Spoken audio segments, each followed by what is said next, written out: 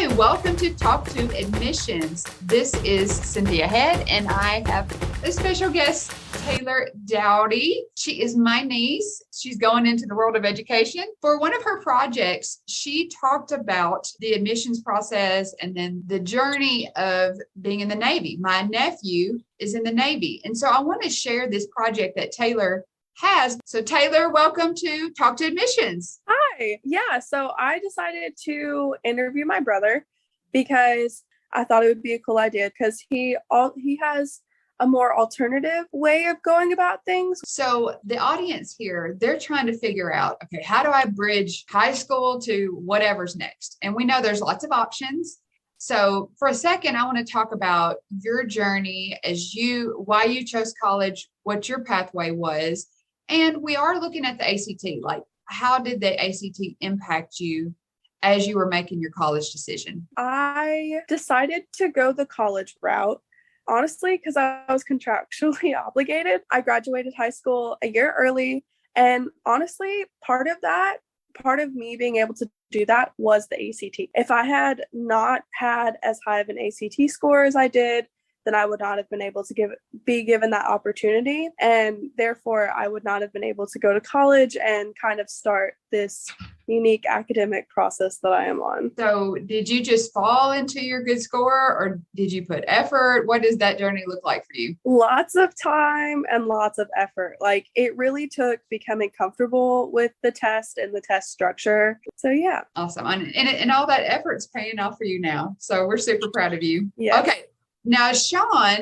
Yeah. So at our high school, at the very least, we both have to take the ASVAB and the ACT. He ended up actually having a higher ACT score than I did, which good for him. A little bit of sibling rivalry. And he also had a really high ASVAB score, which gave him a lot of opportunity in the Navy. So for him, instead of going straight into a super expensive program that he wants to do, he decided to go the route of getting work experience in that field in the Navy and pay for his college.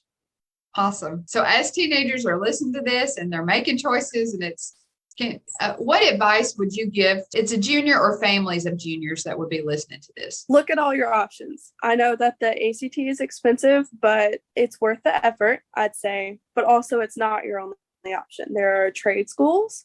There are so many branches of the military that offer you the help that could supplement if maybe you're lacking in the financial aid department, or if you're lacking in the academic department. You can either go to the Navy, get the benefits, and get out, or you can go to the Navy and make it a career if you like what you want. Either way, you're getting about 4 to 6 years of work experience, which is more than I can say as a junior in college. Keep your options open. Absolutely. All right. Well, thank you, Taylor. And shout out to Sean, my nephew, like being in the Navy. Of course, we're super proud of him and love you guys so much. So, all right. Without further ado, here we go. Yay. So today we are going to be talking to my brother and about what he does. All I know about it so far is that he works on helicopters, which is pretty darn cool in and of itself. But let's get a round of applause for Sean Dowdy. Hi, yes. So the official title for my job is Avionics Electrician's Mate. And what that entails more of is that I work on the electronic systems within the helicopter. The easiest way to describe it would be if it has a wire running to it, I have to fix it. That's pretty cool. So you're kind of like a car mechanic, but for helicopters. Yeah, more of the electronic focus. So like anything like sensors, valves, even have a system for counteracting the vibrations from the rotor head, as well as something as autopilot for the pilots to be able to relax and to set a course. That seems like a lot. Oh, yeah, it's a lot. I mean, I've been working there for over a year and a half now, and I'm still learning something every day. Like, one of the big things you'll hear from anybody who works in my field is that it doesn't matter how long you've been doing this job, there's going to be what we call gripes. There's going to be an issue that no one's ever seen that could pop up, and you're tasked with figuring out how to solve it. So, yeah, it's very intensive, but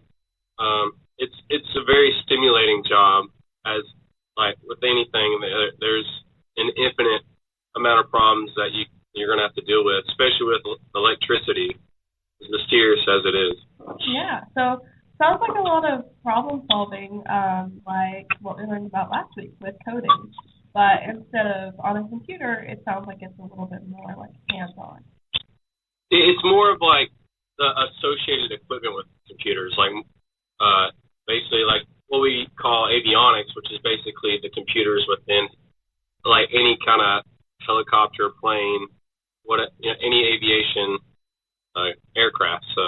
And it's more the systems that the computers control. That's more of my job. Cool. So you kind of deal with what the computers give you, or what they control, and the indicating systems that tell the computers what they're looking out for, like the reading out temperatures that the engine, the turbine engines are reading out to, the rotor speed, the engine shaft speed, and such things as that, so it can monitor the health and make sure that everything is operating within limits.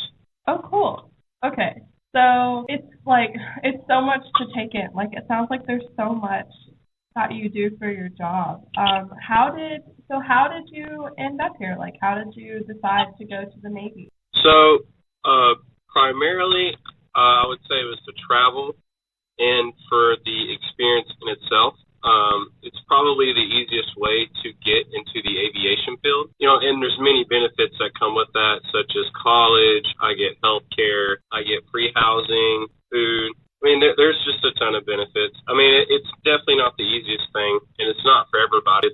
It can be worth it and pay out really big in the end. Yeah, so what's your favorite thing about the Navy so far? I will say the favorite thing about the Navy is that I can say I work on multi-million-dollar helicopters. It used to be kind of an awe factor for the longest time. I've gotten used to it, but at the end of the day, it's crazy for me that I can be standing near like 3 or 4 helicopters spinning, just standing there next to them and like be the one that gets to fix them and run in and solve any last minute problems so that the pilot can go out. Nobody else I know can say that outside of the military. Yeah, so it sounds like you have a pretty cool job. Do you have to have like any training or like education in order? Like, I know you can just join the Navy and you go through boot camp, and then like what does that look like in order for you to even be able to stand near the helicopters? So the way the military works is there is a sort of aptitude test called the ASVAB, and they give you your job options based on how well you score. As in my case, my job, we call them rates in the Navy. My rate requires a little higher score, and we have to sign an extra year just for the amount of schooling, because in total, we have about 6 months of training. There's a primary school after boot camp where we learn how to, like, general electrician troubleshooting, where we get to read out diagrams, wire diagrams, and learn how to understand all the electrical symbols and all that. And then we have a secondary school, which is more our job specific. Is once you get out of A school, you find out what platform you're working on, which in my case was the MH-60 Romeo's helicopter. And so then I had to go another few months of training, learning about the maintenance manuals we have for that specific aircraft.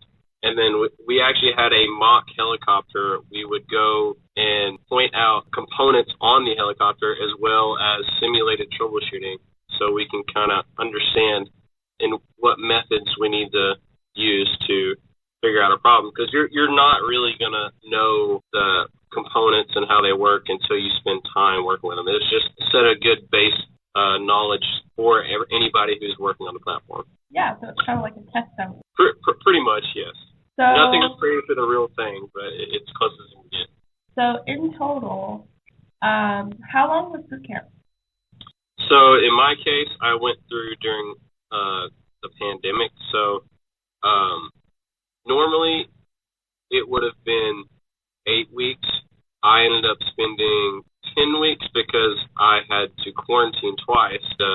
And now the new boot camp length is 10 weeks normally, but I'm not sure if they're still quarantining. But as of right now, they're doing 10 weeks for Navy. Wow. So So you've got 10 weeks for boot camp, and then how long was your training? After the quarantining and everything, I would say about 6 months in total. Wow. So like within a matter of 8 months? Yes, that sounds right. You're ready to work. Yes, which they started us off very small, but in my case, I was very adamant, and I've been able to start working on the aircraft a lot sooner before other people. That's insane. That definitely beats 4 years of college. Not to discount college, but that's absolutely crazy. It's definitely not the traditional way, but it's been a really neat experience, especially for someone my age.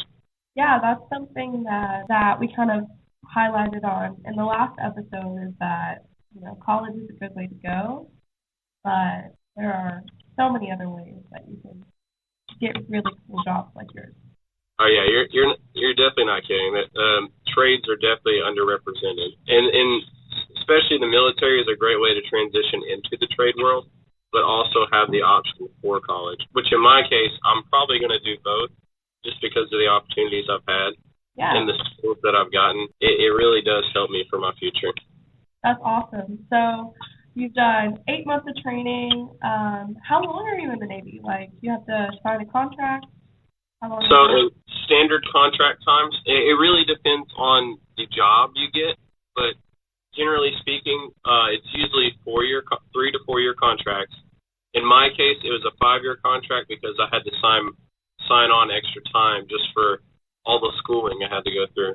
But yeah, and typically you do for like rotations, like most people go sea duty at first, but in my case, I ended up going shore duty in my first contract, and I'll be staying here till 2025. And what year did you start? I originally enlisted in the August 5th of 2020. Wow, so you've been in it, what, for 2 years now? Yeah, a little over 2 years. Yeah, it's been flying by quick. Yeah. So sea duty and shore duty, what's the difference in those? So in the command I'm at, which is a training command for the helicopter pilots and the air crewmen that fly with them, we do not do what they call detachments, which means we would fly our helicopters out to a boat and then stay with them for their entire deployment. We are primarily tasked with just training pilots and air crewmen on the ground in a safe manner. So we come to work kind of like a 9-to-5 job, but not at the same time. It is very nice. You get to go home every evening. You know, you don't have to worry about being disconnected from your loved ones for months on end. It's what the Navy tends to put people on to decompress from being out on the sea for a while. So that's why we have rotations of, I believe it's 2 years or shore duty and 4 years sea duty. And for sea duty, on the other hand, it is they typically have a lot less aircraft, and certain squadrons or commands, which they are tasked to stay on certain types of vessels. Like in the same building, we have HSM 46, which their primary job is to be on the carrier to support the carrier for anti-submarine purposes and for search and rescue purposes in case an airplane launching off the deck crashes. Wow. So it sounds like you kind of have more milder side of things. Well, in my case, it's not mild because with it being a training command, we have about double, if not triple, the amount of aircraft that any other squadron have. And our command flies more flight hours than some small country's entire air force does. That's crazy. We push a lot of pilots in and out in a timely manner to get them out to the fleet. Wow. So you said earlier that you got into the Navy for the travel. Where have you been stationed, and where are you stationed currently, if you can tell us? For boot camp, I got to go to Chicago, Illinois. That's where boot camp is. For my first stage of training, I got to spend time in Florida, and then now I'm currently stationed in Jacksonville. And because of COVID, my command hasn't been traveling anywhere, but as of recently, we've started going to places like Rota, Spain.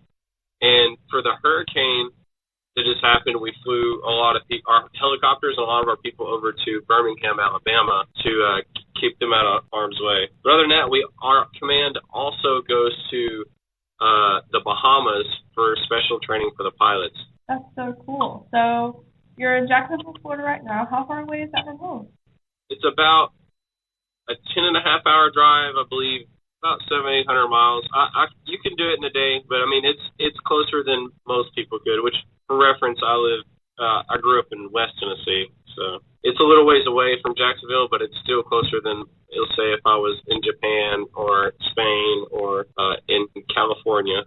So I can't consider too much. So we've covered a lot so far. Do you have anything else that you would want to say? Do you have any favorite memories that you've been afforded to by the Navy? I gotta say, one of the biggest things that I will definitely take away from the Navy is the people you get to work with, like the friends you get to make. It's definitely like a brotherhood and sisterhood. You know, it's very diverse, and you will meet people that you will meet people you've never thought you'd ever meet, and they will end up being lifelong friends. That sounds amazing. Thank you so much for coming on the podcast today. Let's hear it one more time.